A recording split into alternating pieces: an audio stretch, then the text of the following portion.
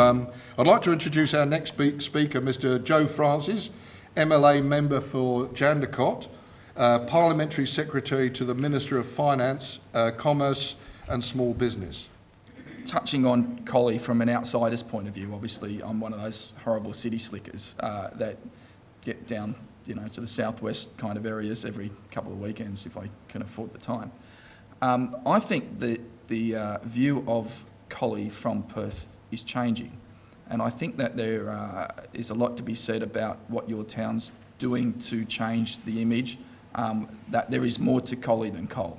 Obviously 3 to 4 million tonnes of coal per year out of this area, most of which goes to generate the cheapest rate of baseload electricity into the southwest integrated system, means that what you are doing is doing more to put downward pressure on electricity prices, that great big white elephant, than anything else in Western Australia. And I think the people of Perth are starting to realise that coal isn't a dirty word. It is about having realistic prices in electricity, and I think from a city point of view, I'd like to thank you for what you do in trying to maintain my reasonable electricity price. That being said, there is more to Collie than coal. There are other resource sectors, but there's also a lot of important industry sectors, especially tourism. And I think Collie's got a lot of things going for it that people are going to wake up to, if they haven't already, in the next few years. You're halfway between Perth and the Margaret River. You've got a lot of similar attractions. You've got a lot of potential to increase your, I guess, tourism business. And I think if you just think outside the box, you can start to drive more business into this particular part of the southwest rather than letting people spend another 2 hours heading further down the freeway. And look, getting on to why we're here. This is, I think, the third, fourth one of these forums I've done in different parts of Western Australia.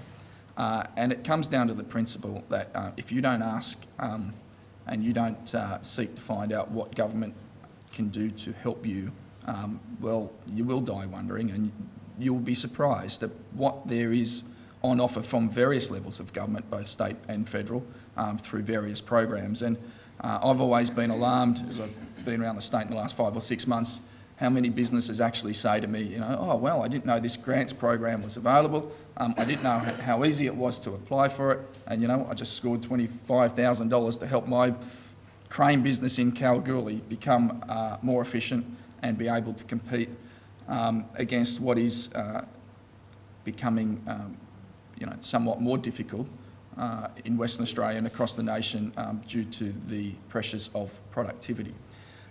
So there's a number of different programs that you will learn about today.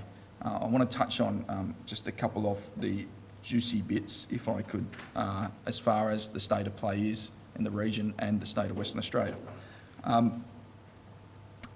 Obviously, we've got the big resources projects that we've heard about already, and I'm very aware that a lot of them aren't based around this particular area, but that doesn't mean that you can't participate. A couple of weeks ago I was in Albany, and there was a concrete manufacturing company that's manufacturing drains and pipes and shipping them to the Pilbara from Albany.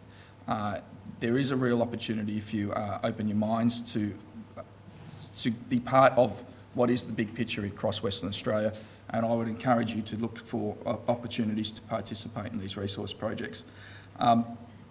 Despite obvious pressures on iron ore prices at the moment, which is, I guess, the big export industry in Western Australia, there's still $170 billion worth of mineral and energy projects currently underway or committed to in this state. It's a phenomenal amount. If you wanted to be in the best state, in the best country in the world right now to do business, this is the place to be. So there's lots of opportunity for you to get in on the game and actually make some money, because at the end of the day, that's what you're all here for.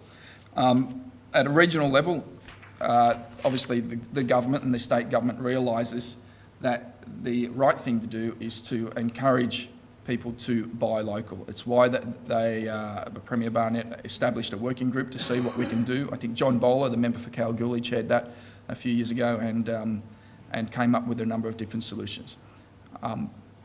I think it's very important that where possible, when you are comparing, the same like-for-like items, that local businesses out in regional Western Australia, and this is like towns like Collie, I think it's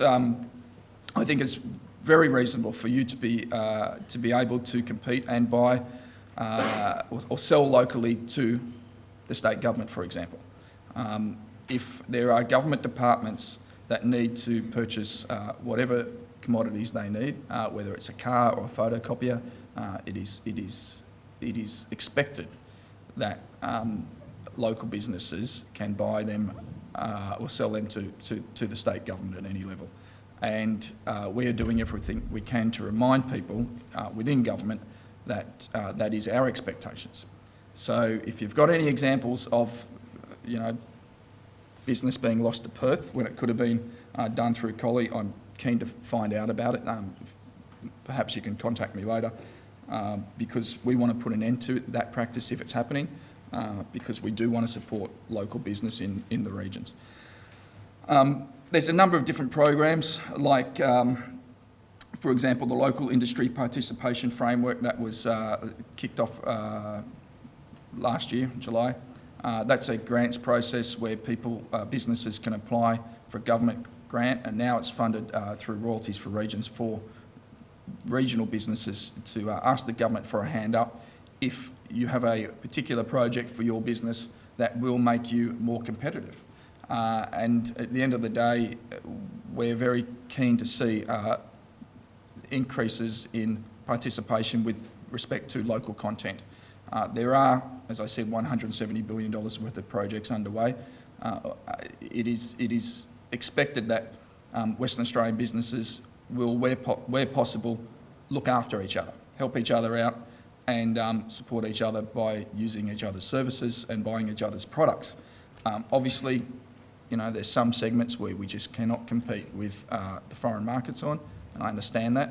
But if you can come up with an idea that can make your business that little bit more competitive, then you should look at the opportunities for asking for a grant through a number of different programs, but in particular that one where the government can perhaps give you a hand up rather than just a handout, and you can use that increase in your own competitiveness to perhaps get a bigger slice of the industry pie that you're in.